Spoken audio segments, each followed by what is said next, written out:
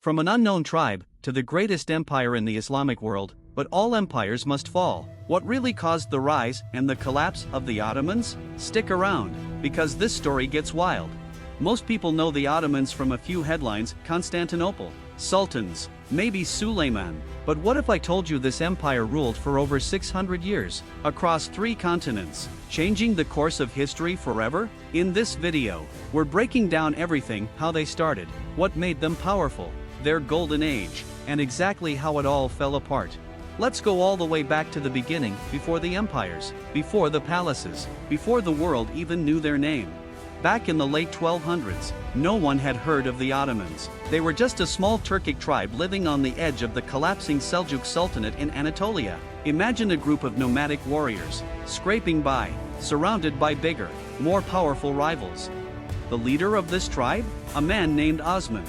This is where the name Ottoman comes from. Osman in Turkish becomes Uthman in Arabic, and eventually the empire became known as the Ottomans. Osman's tribe was positioned perfectly right on the border with the crumbling Byzantine Empire, and Osman saw opportunity. This wasn't just about surviving. Osman had a bigger vision. He started gathering warriors, not just Turks, but anyone who was willing to fight. Muslims, Christians, mercenaries. If you were loyal, you were welcome. That strategy worked. His small tribe started carving out territory from the Byzantines, and it didn't stop.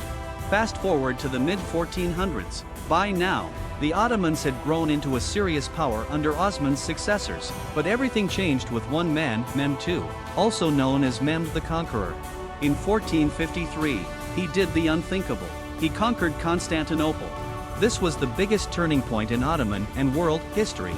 Constantinople had stood for over 1,000 years as the capital of the Byzantine Empire. It was rich, powerful, and protected by walls no one had ever breached.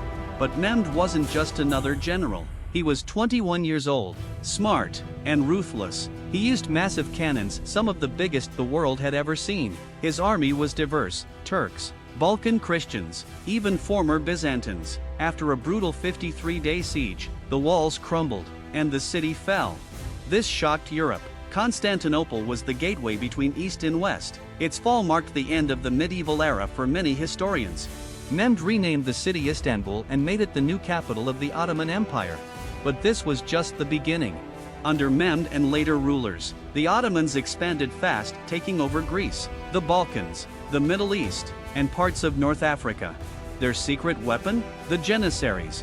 These were elite soldiers taken as young boys from Christian families, converted to Islam, and trained to be loyal only to the Sultan. It sounds dark, but it made the army incredibly disciplined and efficient.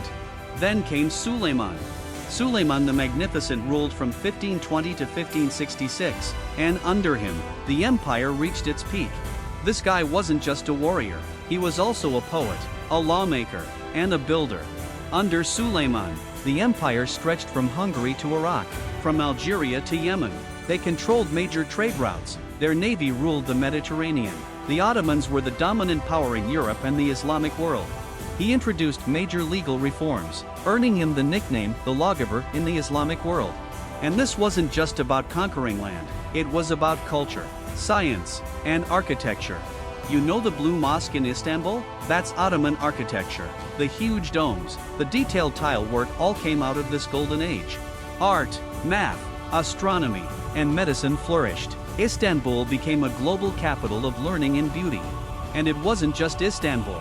Cities like Cairo, Baghdad, Damascus, and Sarajevo became hubs of Ottoman culture and power.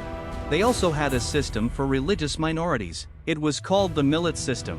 Basically, different religious groups, like Christians and Jews, could govern themselves, as long as they paid taxes and stayed loyal. It wasn't total freedom, but for that time, it was actually ahead of the curve. But nothing lasts forever. After Suleiman died, things slowly started to fall apart. The Janissaries became corrupt. Instead of being elite soldiers, they started acting like royalty. They got involved in politics. They even helped remove or kill sultans they didn't like. And the sultans? They got weaker. Some spent their entire lives in the palace, never even ruling directly. Others were controlled by palace officials or their own families. Meanwhile, Europe was speeding ahead.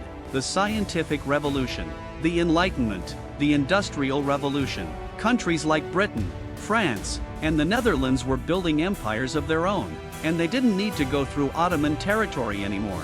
They had ships now. So, the Ottomans lost money, trade routes dried up, and with it, their power. They also started losing wars, especially against Austria, Russia, and later, Britain and France. Slowly, one by one, territories slipped away. By the 1700s, the empire was being called the sick man of Europe.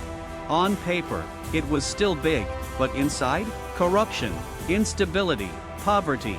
In the 1800s, things got even worse. Nationalist movements started to tear the empire apart. Greece broke away. Serbia, Bulgaria, Romania, they all fought for independence. Even Egypt, while still technically Ottoman, started acting like its own state. And then came World War I. The Ottomans sided with Germany and Austria-Hungary. It was a gamble, and they lost. The British supported Arab revolts. The French invaded from the west. The Russians attacked from the east. By 1918, the Ottomans were defeated. Allied troops occupied Istanbul. The empire was finished. In 1922, the Sultanate was officially abolished. And in 1923, the Republic of Turkey was born, led by Mustafa Kemal Ataturk. The Ottoman Empire, after more than 600 years, was gone. But even now, its impact is everywhere. The language, the architecture, the food, the borders, the politics, so many of today's realities in Europe, the Middle East, and North Africa go back to the Ottomans. And maybe the biggest takeaway from all this is simple: every empire thinks it will last forever, but none do. The Ottomans rose from nothing and ruled millions. They changed history, and then, slowly, they fell. But the story still lives on. If you made it this far, watch this next video. You won't believe what the Roman Empire got away with.